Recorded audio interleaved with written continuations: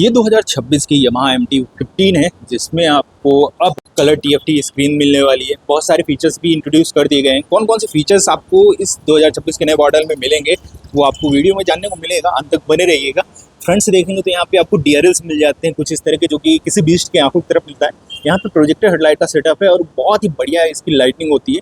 देखने में छोटा सा हेडलाइट सेटअप लगता है, लेकिन इसकी ब्राइटनेस किसी कार से भी ज़्यादा होने वाले हैं। इंडिकेटर्स यहाँ पे आपको LED में मिल जाएगा और इसे आप डीलक्स मॉडल ही कहेंगे। जो पहले डीलक्स मॉडल आता था उसमें कलर TFT नहीं होती थी, लेकिन आपको LED इंडिकेटर मिलते थे।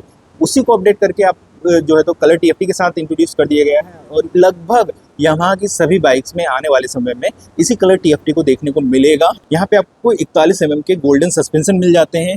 मडगार्ड जो है पूरा का पूरा बॉडी कलर में, यूजुअली आप किसी भी बाइक में देखोगे तो सिर्फ फ्रंट का पार्ट ही बॉडी कलर में होता है, रियर वाला पार्ट तो मैट ब्लैक में होता है। एलॉय व्हील इस वेरिएंट के अंदर आपको एम्बर कलर में मिलेगा। डिस्क ब्रेक मिल जाएगा ABS के साथ। ये बाइक डुअल चैनल ABS के साथ आती है। स्टैंडर्ड है इसका हर वेरिएंट आपको डुअल चैनल ABS के साथ मिलने वाला है। टायर प्रोफाइल बहुत इंपॉर्टेंट चीज़ है, जो कि आपको इस बाइक के अंदर 100 mm चौड़े मिलते हैं।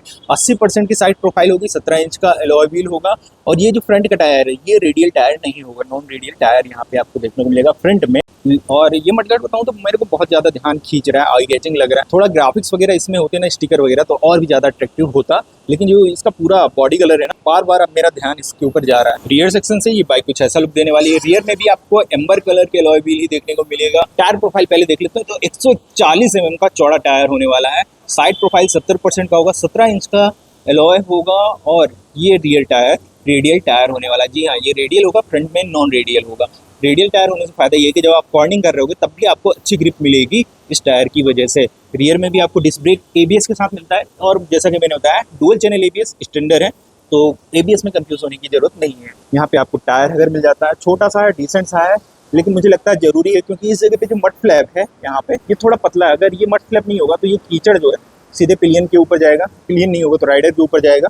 उससे बचाने के लिए बहुत जरूरी है। रियर में आपको सस्पेंशन नहीं दिख रहा हो, क्यों? क्योंकि रियर में आपको मोनोशॉक सस्पेंशन मिलने वाला है। येलो कलर में ये सस्पेंशन की जो स्प्रिंग है काफ़ी ज़्यादा आई कैचिंग लग रही है और आपका ध्यान भी खींचेगी। और ये लिंक्ड टाइप सस्पेंशन कहलाते हैं। लिंक्ड टाइप क्या होता है, यहाँ पे अगर आप देखोगे नीचे से तो यहाँ पे एक लिंक बना हुआ है, ये कैंची टाइप की या स्विंग आर्म कह सकते हो, एक छोटा सा। उससे जो है तो सस्पेंशन को फ्रेम के साथ कनेक्ट किया जाता है, इसे ही लिंक टाइप सस्पेंशन बोला जाता है। साइलेंसर में कोई खास चेंजेस नहीं है, लेकिन यहाँ पे आपको कार्बन फाइबर टेक्सचर देखने को मिलेगा। और इस मड फ्लैप को देखो तो नीचे से ये चौड़ा है, तो बहुत से लोग इसका टायर अगर निकाल देते हैं, तो अगर ये टायर अगर निकालोगे तो ये कीचड़ जो है इस जगह से सीधे आपके ऊपर जाएगा।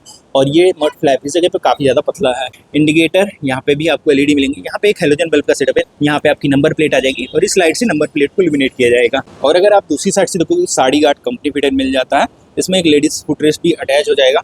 फुटरेस्ट देख सकते हो एल्यूमिनियम के, रबड़ की पैडिंग आपको ना ही राइडर वाले फुटपैक में मिलेंगे ना ही प्लेन राइडर वाले में, लेकिन इनकी क्वालिटी काफ़ी अच्छी है। दोनों ही फोल्ड हो जाते हैं, लेकिन ये ऑटो रेक्टेंगल हो जाता है, अपने आप वापस भी आ जाता है। 6 स्पीड मैनुअल ट्रांसमिशन मिलता है और पहली बार आपने किसी 150 सीसी सेगमेंट में जो है तो 6 स्पीड मैनुअल ट्रांसमिशन वाली बाइक देखी। यूजुअली 150 सीसी 160 सीसी में आपको 5 गियर मिलते हैं, लेकिन इसमें आपको 6 गियर मिलते हैं, जिससे आपको एक स्मूथ राइड तो मिलती है, साथ में अच्छी पावर और परफॉर्मेंस भी मिल जाती है। स्विंग आर्म देख सकते हो, एल्यूमिनियम, कास्ट एल्यूमिनियम का स्विंग आर्म है।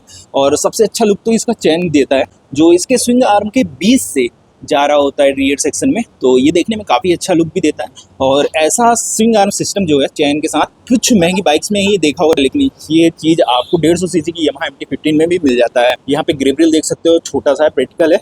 अब एक और सवाल लोग पूछेंगे कि 2026 में इतना कुछ अपडेट कर दिया है तो क्या इसकी सीट भी अपडेट की है? तो बता दूं, सीट में कोई भी अपडेट नहीं है, एज इट आने वाला है जैसे कि पहले की सीट आती थी। कुशनिंग में थोड़ा बहुत कॉम्प्रोमाइज़ करना पड़ेगा। स्टिकर देखेंगे तो यहाँ पे आपको इसका जो MT का सिग्नेचर ब्रांडिंग है वो यहाँ पे दिख जाएगी। MT-15 यहाँ पे लिखा हुआ है। Yamaha का लोगो आपको यहाँ पे देखने को मिलेगा। ये एपॉक्सी का बना हुआ लोगो है और Yamaha आपको इसके इंजन में भी लिखा दिख जाएगा। और इसी तरह से एक Yamaha का स्टिकर इसके टेल सेक्शन में भी देखने को मिलता है।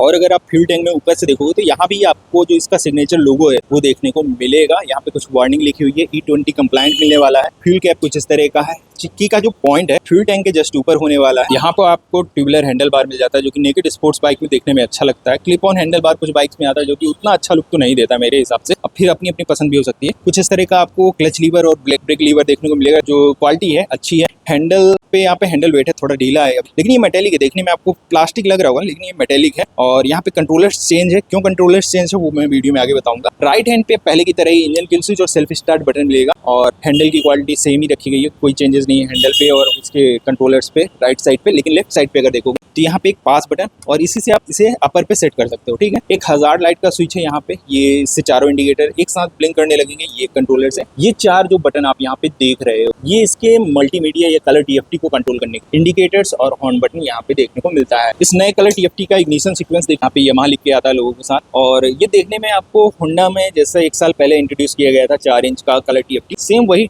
टोन यहाँ पे भी देखने को मिलेगा। और मुझे लगता है कि सेम पैनल यहाँ पे यूज किया गया है, सेम पार्ट्स यहाँ पे यूज किया गया है। यहाँ पे आपको न्यूट्रल लाइट की एक इंडिकेटर है, एबीएस की लाइट है और इस तरह बहुत सारी लाइटें हैं, इंडिकेटर्स हैं। और यहाँ पे आपको आरपीएम मीटर, यहाँ पे टाइम देख सकते हो। जब ये बाइक में लो फ्यूल होगा या रिजर्व में फ्यूल होगा तो यहाँ पे ये वार्निंग लाइट बन के आ जाएगी और ये जो फ्यूल वाली पॉइंट है ये भी ब्लिंक करता रहेगा। तो ये रिजर्व में है ये बता रहा है। RPM meter, neutral gear positioning, यहाँ पे आप जो भी गियर डालोगे, जैसे अभी न्यूट्रल है, ये 2 नंबर पे आया, ये न्यूट्रल पे आया, इस तरह से यहाँ पे आपको गियर पोजिशनिंग देखने को मिलेगी। स्पीडोमीटर यहाँ पे देख सकते हो। ट्रैक्शन कंट्रोल यहाँ पे ऑन है तो ये भी लिख के आएगा, इसे आप मैनुअली ऑफ भी कर सकते हो। तो इसे कंट्रोल कैसे करना है, तो यहाँ पे ये मेन्यू का बटन है, जैसे ही आप इसे राइट टिक वाले को क्लिक करोगे तो ये मेन्यू ओपन हो जाता है। यहाँ पे आपको 5 चीज़ें मिलती हैं। पहला ये म्यूजिक पे ऑन होता है, म्यूजिक कंट्रोलर जब आप ब्लूटूथ से कनेक्ट करोगे तो आप वॉल्यूम वगैरह यहीं से सेट कर सकते हो। नेविगेशन, नोटिफिकेशन, वेदर रिपोर्ट भी आपको इसमें देखने को मिलेगी, लेकिन मोबाइल कनेक्ट करने के बाद। यहाँ पे सेटिंग के अंदर कुछ और ऑप्शन है वो मैं आपको यहाँ पे दिखाऊंगा। तो ये 5 चीज़ें यहाँ मिल जाती हैं आपको। सेटिंग में देख लेते हैं। ट्रैक्शन कंट्रोल को आप यहाँ से ऑन ऑफ कर सकते हो। आपको सिंपली ये राइट वाली जो बटन है, राइट टिक वाली, इसे क्लिक करना है और ट्रैक्शन कंट्रोल ऑफ हो जाएगा। शिफ्ट इंडिकेटर, तो यहाँ पे जो गियर पोजीशनिंग बताता है, गियर 1 पे गाड़ी गियर 2 पे, उसे ऑन ऑफ करने के लिए यहाँ पे एक ऑप्शन है। थीम आप चेंज कर सकते हो। जब मैंने इग्निशन ऑन किया था तो जो थीम आया था उसे आप यहाँ पे से चेंज कर सकते हो। दूसरा डिस्प्ले सेटिंग है। डिस्प्ले सेटिंग के अंदर देख सकते हैं नाइट, डे या ऑटो पे लगा सकते हो, तो ब्राइटनेस ऑटोमेटिकली कंट्रोल होगी। बैक के लिए यहाँ पे एक बटन है, तो अगर आप इसे दबाते हो तो ये बैक भी हो जाता है, तो डिस्प्ले से बाहर आ गए हैं। क्लॉक सेट कर सकते हो, ये जैसे यहाँ पे 1:24 बजे हुआ, जबकि एक्चुअल टाइम अभी 6:30 बज रहे हैं, तो उसे सेट करने के लिए यहाँ पे एक ऑप्शन है। यूनिट, जैसे आपको किलोमीटर वगैरह सेट करना, डिस्टेंस, ट्रिप वगैरह सेट करना, तो वो यहाँ पे आप कर सकते हो। तो ये सारी चीज़ें आपको इसके अंदर मिलने वाली हैं। एक चीज़ और बता देता हूँ, एक ग्लिच जो कि मैंने इसके इंस्ट्रूमेंट क्लस्टर में नोटिस किया है। सपोज मैं इसके सेटिंग में चलता हूँ, सेटिंग में जाने के बाद मैं इसमें कुछ भी सेट करता हूँ। अगर मान लीजिए मैं एक थीम सेट कर देता हूँ, इसे थीम 2 पे सेट करता हूँ, तो ये ऑटोमेटिकली जो है ना मुझे बाहर फेंक देगा। तो ये देखो इस तरह से ये बाहर फेंक देता है और ये कुछ इस तरह का थीम हो जाएगा। तो ये चीज़ नहीं होनी चाहिए थी, प्रीव्यू दिखाना चाहिए था, लेकिन अब मुझे वापस जाने के लिए पूरा प्रोसेस फिर से करना पड़ेगा। फिर से मुझे सेटिंग में वहीं जाना पड़ेगा, थीम में जाना पड़ेगा, इस तरह से सारा चीज़ पूरा प्रोसेस वही करना पड़ेगा। ये ऑटोमेटिकली बाहर कर देता है। जैसे ही आप थीम चेंज करोगे या कुछ भी सेटिंग में सेव करोगे या चेंजेस करोगे तो ये आपको डायरेक्टली बाहर को फेंक दे रहा है। तो ये ग्लिच नहीं होना चाहिए, आपको प्रीव्यू दिखाना चाहिए। प्रीव्यू दिखाने के बाद एक कंफर्मेशन होना चाहिए कि आपको सेट करना है कि नहीं करना, तो ये ज़्यादा अच्छा ऑप्शन होता है, लेकिन ये डायरेक्टली आपको बाहर फेंक देता है। अब बात करें MT-15 2026 के इस नए TFT वाले मॉडल्स की, तो इसमें आपको 155 सीसी का सिंगल सिलेंडर 4 वॉल्ट और लिक्विड कूल्ड इंजन मिलता है, जिसका रेडिएटर आप यहाँ पे देख सकते हो। बात करें इसके पावर की, तो अपने सेगमेंट में सबसे ज़्यादा पावर प्रोड्यूस करता है ये, जो कि 18.1 bhp की पावर और 14.1 न्यूटन मीटर का टॉर्क होता है, जो कि मुझे नहीं लगता कि 150-160 सीसी की किसी भी बाइक में आपको ये पावर फिगर देखने को मिलने वाला है।